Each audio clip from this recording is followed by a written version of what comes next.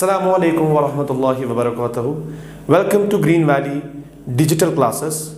I am Zubair Ahmed Mir from Plus 2 department. I will be teaching you about the political science. So my dear students, today we shall talk about the Constitution of India. So, Constitution of India.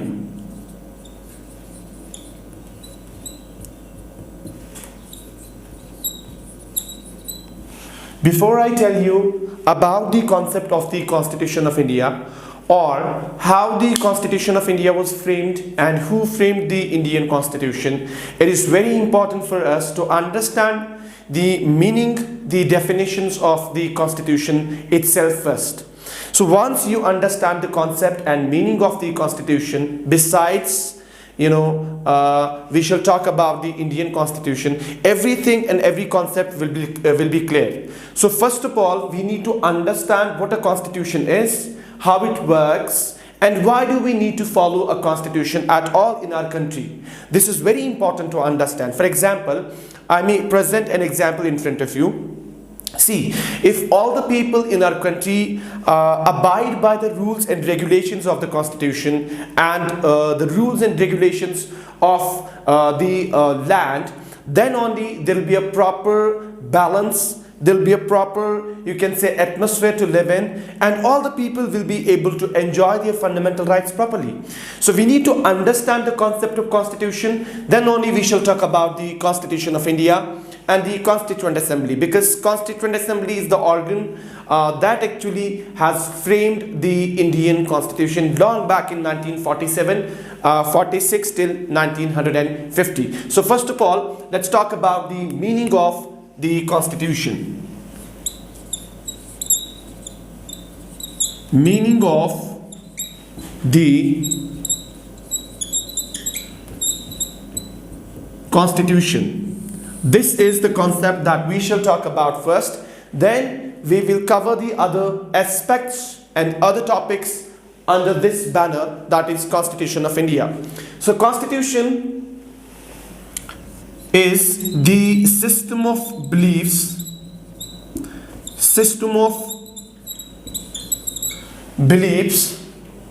and laws by which a country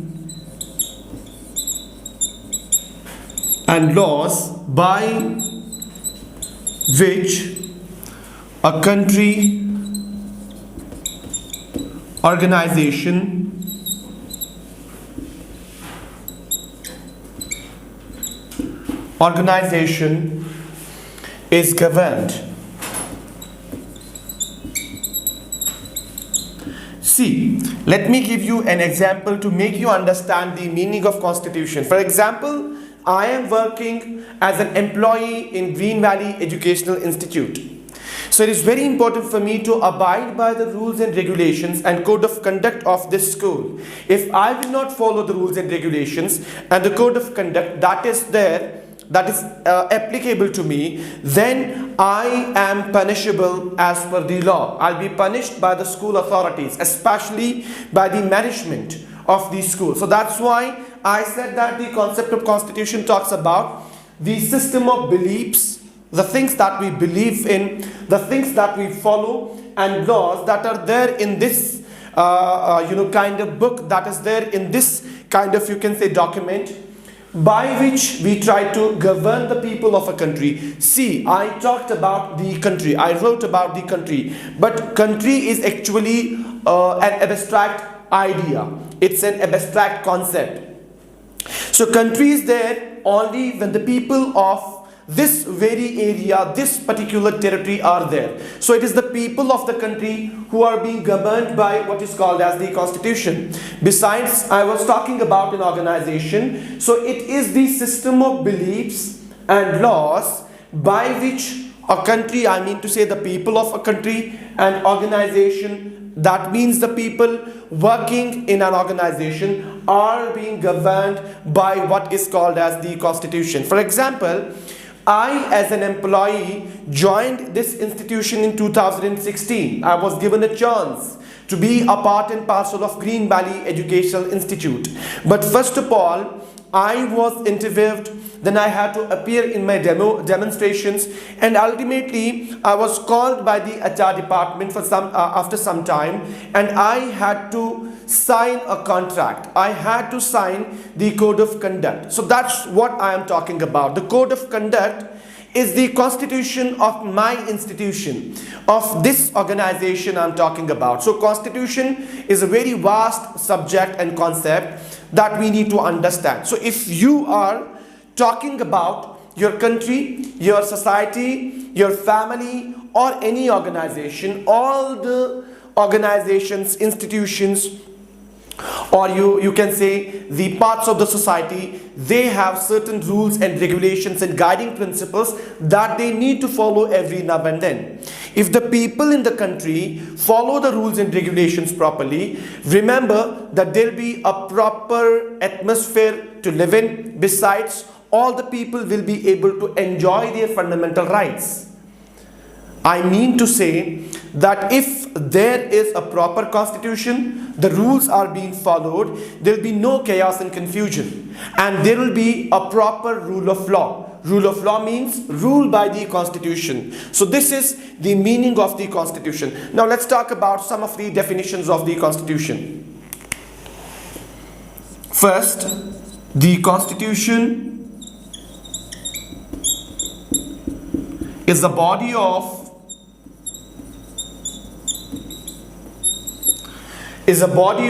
rules and laws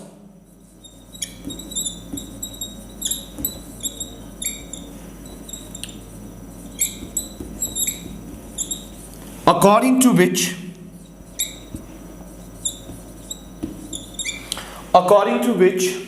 a state is governed. A state is governed. Again, this definition tried to make us understand the concept of constitution. It says that constitution is a body, I mean to say a rule book or a document that every now and then talks about the rules, the laws that are there, that have been set by the people of the country for themselves, because they wanted themselves to be ruled by a constitution, because they wanted to have a proper balance in their country, because they wanted to be a part and parcel of a proper society and a proper state, a legitimate authority. So that's why rules were kept in this body, and it is these rules and laws according to which, or according to these rules, the people of the state are being governed. Let me give you an example. For example, we as a part of our country, we as a part of the Indian Union are being governed by the central government, and they try to implement the rules and regulations of the Indian Constitution. So if anyone in our country, in our society, fails to follow the rules and regulations, or fails to actually work as per the rules and regulations of the Indian Constitution, that time that person is liable to punishment. He will surely be punished by the court of law, by the security agencies of our country. So we need to understand that Constitution is only there because we wanted it to be there, and we wanted the government of the country to rule over us, but only through rule of law, that is through constitution of the country. So this is one of the definitions that I was talking about. Now let's talk about the second definition. It defines and determines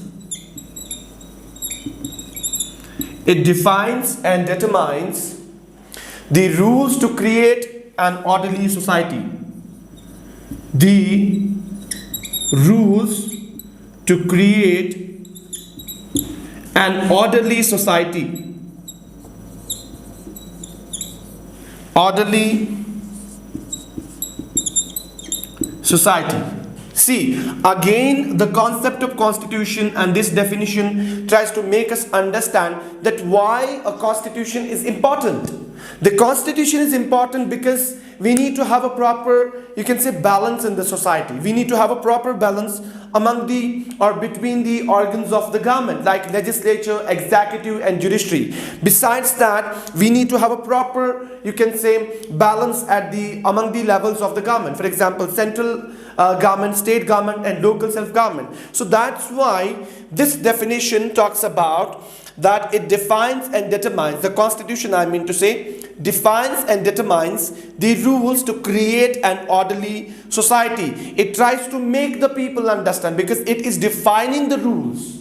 So it is the constitution that tries to make the people understand what are the rules that you have to follow, what are the laws that you need to abide by every time, what are the things that are mentioned in the constitution that are obligatory on you, that you need to take care of everything every now and then. So that's why, to make an orderly society or to create an orderly society, it is very important to have a constitution. So constitution is nothing but a rule book that all the people in the country need to follow, that all the people in the country need to abide by. If the people of the country are not abiding by the rules and regulations, then what will happen? There will be a total chaos in the country. There will be no order at all, and people won't be able to enjoy their fundamental rights. If you want the people of the country and yourselves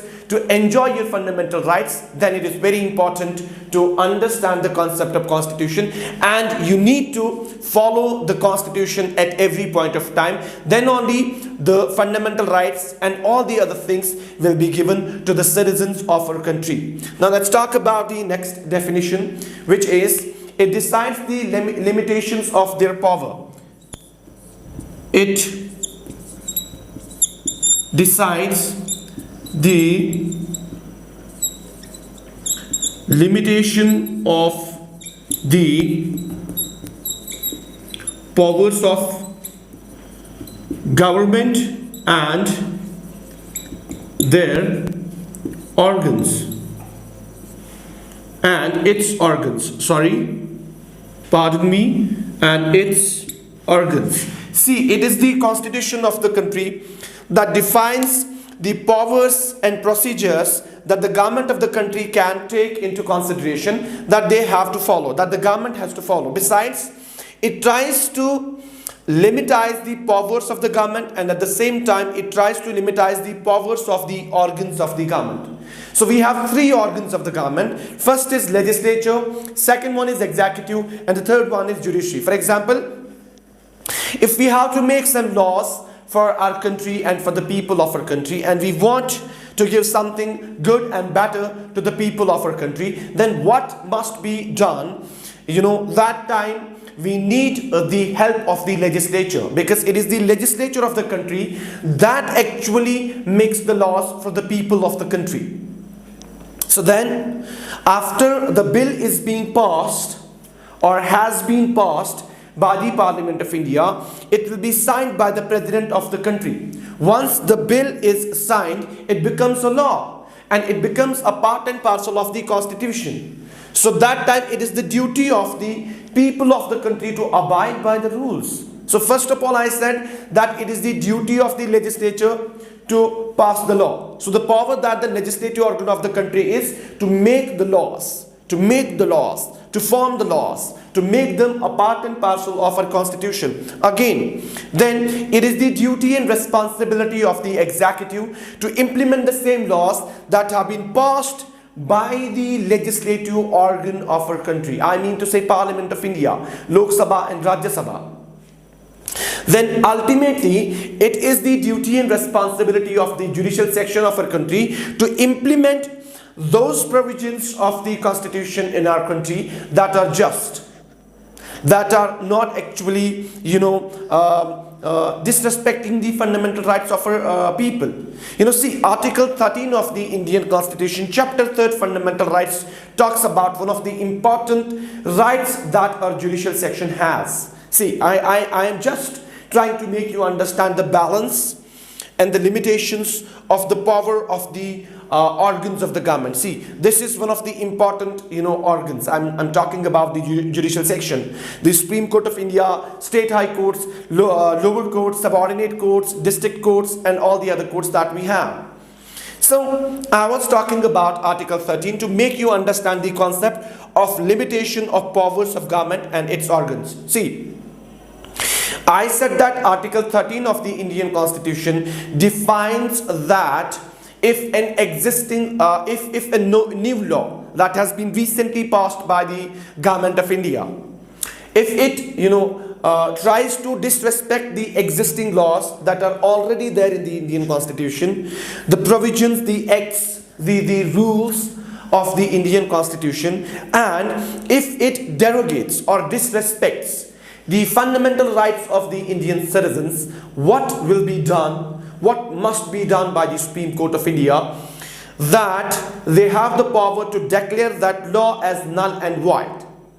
And they will not give the permission to the legislative organ and the executive organ of our country to implement the same law in our country, because this law has a flaw. So I said that the legislative organ of the country forms or makes the laws, passes the bills, then it is the executive which implements the laws, then ultimately it is the judiciary of our country which takes a proper, you can say, note of everything, which sees that are the people of our country being governed by the rule of law or not.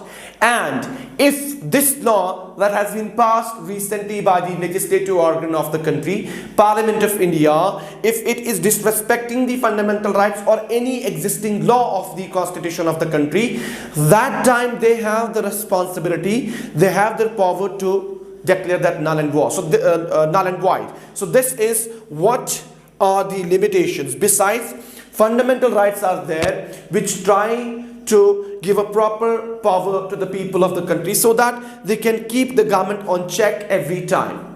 So I was talking about the concept of constitution. Now you do understand what constitution is all about. So this is the meaning of the constitution. Then we discussed 3 definitions of constitution to make you understand the concept of constitution, that what constitution is all about.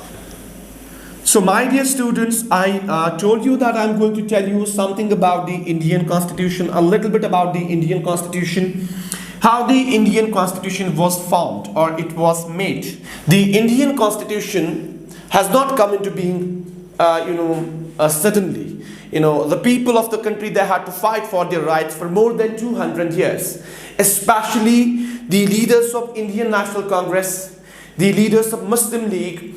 They worked every now and then to fight for the rights of their people. And ultimately, you see, the results are there, because the independence and the rights were given to the people of India in 1947, 15th August 1947. But before that, a number of things were taken into consideration by the leaders of Indian National Congress and Muslim League so that their rights may not be, taken away by the Parliament of Britain. See, in the first instance, long back in 1928, I would like to write that down. 1928, it was Motilal Nehru. Remember, Motilal Nehru and 8 other Indian National Congress members framed a constitution for India. See the date, 1928. I said that it was Motilal Nehru and 8 other Indian National Congress members who framed a constitution for India. Actually, this constitution was not a formal constitution that was adopted by the people of India or that was sanctioned by the Parliament of India, but it was a mock. It was an idea that was presented by Motilal Nehru and 8 other members in front of the Indian National Congress and all the other members and respected dignitaries of our country. So that's how they got the concept of having a separate constitution for themselves and for the people of our country. Then the session of Indian National Congress that was held in 1931, which is called as Karachi session. You know, in this session, Indian National Congress, especially the president of Indian National Congress, namely Pandit Jawaharlal Nehru, he decided to give a mock to the people of the country and decided that how the Constitution of India is going to look like if we will be given a chance to have a separate constitution of our own, to have our own rules and regulations. They decided to frame a constitution, and this is the concept how the Constitution of India will look like. So the example was taken from Motilal Nehru in 1931. But still, I'm talking about the same concept. See, I said that even though that the constitution was framed by Motilal Nehru and 8 other Indian National Congress members, but it was not a formal constitution for the people of the country, but it was a mock. And ultimately it was Indian National Congress which decided that this is how the Constitution of India will look like in future.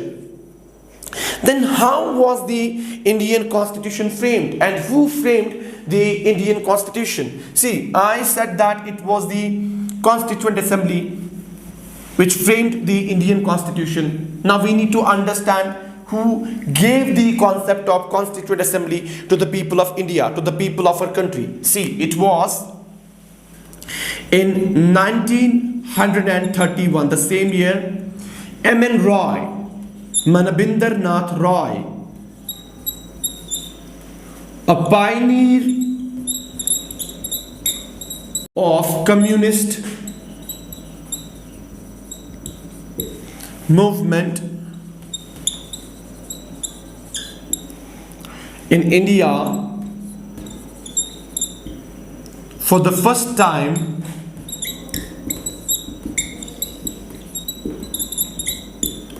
gave the concept of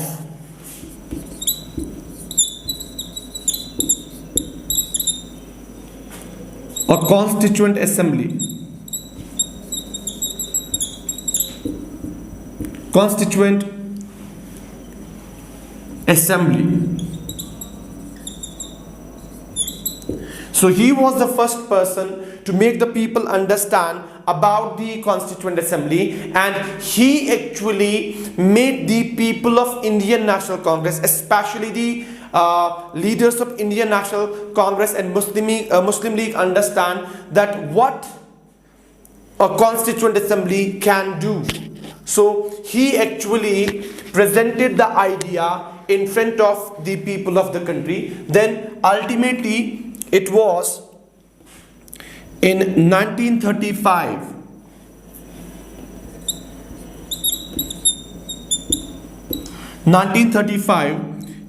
Indian National Congress formally, because this was not a formal, you can say, plea or application that was, presented by M.N. Roy in front of the British Parliament, but he just gave the idea. Then it was the duty of the Indian National Congress and Muslim League leaders to present the same idea in front of the British Parliament, so the demand that they are actually making be given to them, because only one member cannot make the demand. Then the entire organization or the entire nation, they need to demand these things from the Parliament of Britain, because that time India was a colony of Britain. It was called as British India. So Indian National Congress formally demanded a separate Constituent Assembly for India, which will frame the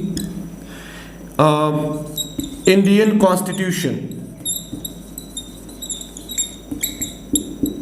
But without the interference of outside powers. It was decided that once the concept or the demand of Constituent Assembly will be accepted by the British Parliament, then Britishers will have no chance and choice and right to interfere in the working of the Constituent Assembly. So wholly and solely Constituent Assembly will be responsible for framing and making the Indian Constitution. So now they are ready to frame a constitution for themselves.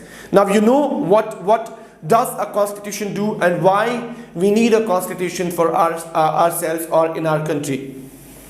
So Constituent Assembly was demanded for the first time by Indian National Congress from the British Parliament in 1935. Before that, the concept was given by Manabinder Nath Roy in 1931, and ultimately it was in 1938 when Jawaharlal Nehru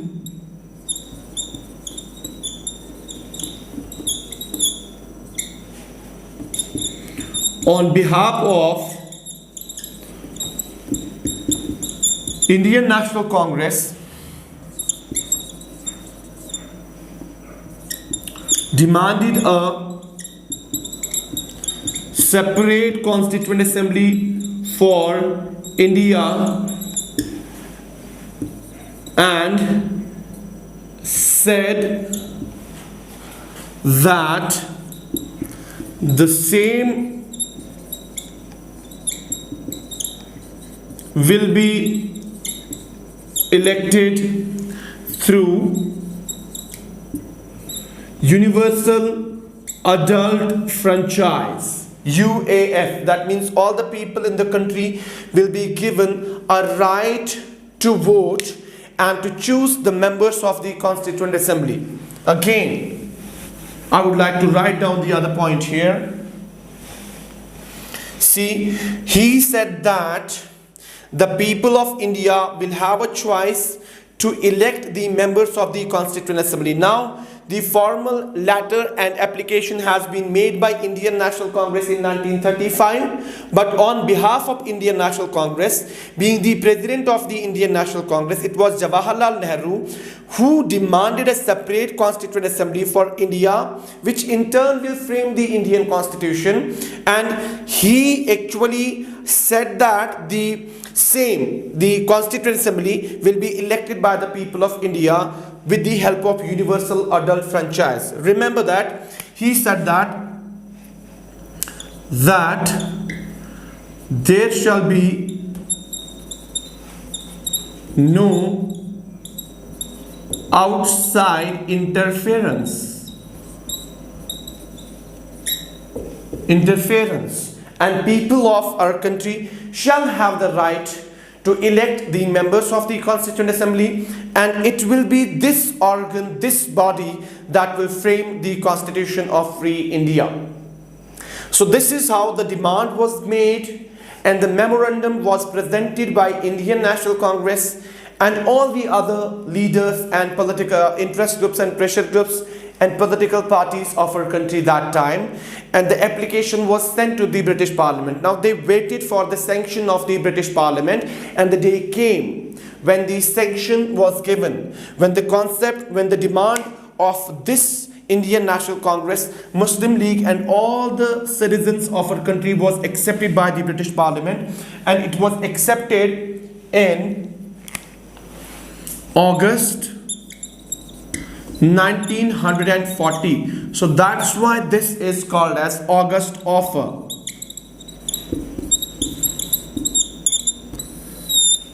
That is what is called as August Offer. I said that the demand was made by the Indian National Congress and all the other political parties, pressure groups and interest groups on behalf of the people of the country, and then ultimately the demand was accepted by the British Parliament in August 1940, which ultimately was called as the August Offer. So this is how the concept of Constituent Assembly came into being. This is how the demand was made by the people of our country, especially the leaders of our country, and then how ultimately the offer was accepted by the British Parliament. That was all from my side. Let's talk about the next topic in the coming lecture. Till then, fi amanillah. Assalamu alaikum wa rahmatullahi wa barakatuh.